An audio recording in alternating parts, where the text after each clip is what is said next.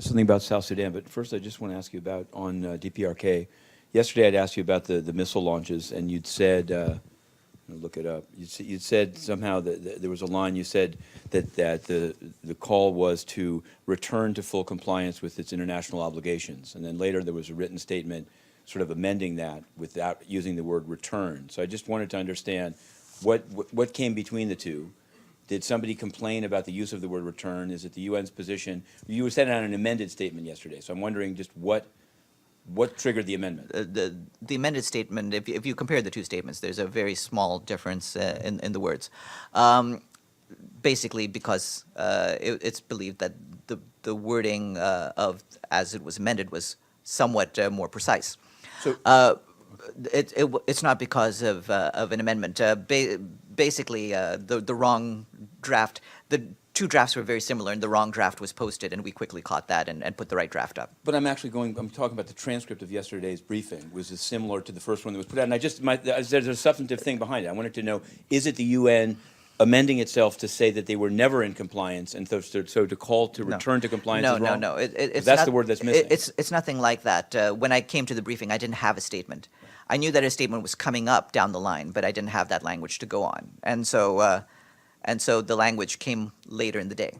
Okay. What I wanted to ask you about South Sudan is that I've learned that there's a... Okay, hold on. Can we go to another question, and then you can do South Sudan? Yeah. I just about South Sudan, become aware that there's next to the UN base in Leer something called a temporary protection area that is protecting civilians, but it's not included in this protection of civilians weekly release that's put out by UNMISS. So, whereas something called an adjacent area in WOW is included. So some people there say this is kind of an off the books or under the table.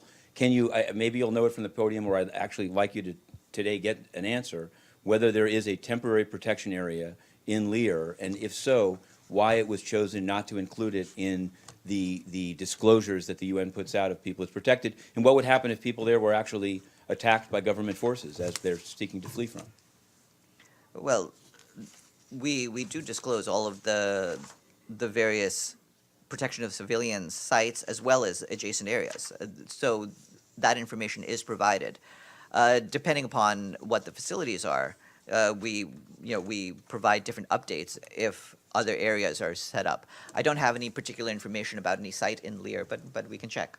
Okay, the reason, please do, because yesterday I'd asked you about Nepal, and you'd said, I'll get back to you if something comes out. Something actually did come out from the office in Nepal, so maybe you'll read it from here, but wasn't that, when you say I'm going to get back to you, does it mean I'm going to send you something if the UN system provides the information? It means exactly what it means. We've been dealing with each other for years. Right. You get answers down the line once we get them. So you're unaware that the office in Nepal has actually put out a statement about the incident I asked you about yesterday? Or do you have that? I'm aware that they put out a statement. That was after I was at the briefing. If it was before the briefing, we could have mentioned it then. Right, but between the two briefings, once they put it out, okay, whatever. Yeah. I'm going to ask you another question. Hold on. Yes. I wanted to ask you, on Cyprus, you said that there are two things, you or Stefan have said there's two things being investigated by the UN system. One being the chief financial officer having become a citizen of Cyprus in contravention, some say, of the Status of Forces Agreement, and also the stealing of watches, the filmed apparent stealing of watches by UNFICYP peacekeepers. So I wanted to know, since apparently the only way to get it is to ask again, what is the status of those two investigations, particularly the filming of peacekeepers taking watches out of a watch store? Has anything actually occurred since then?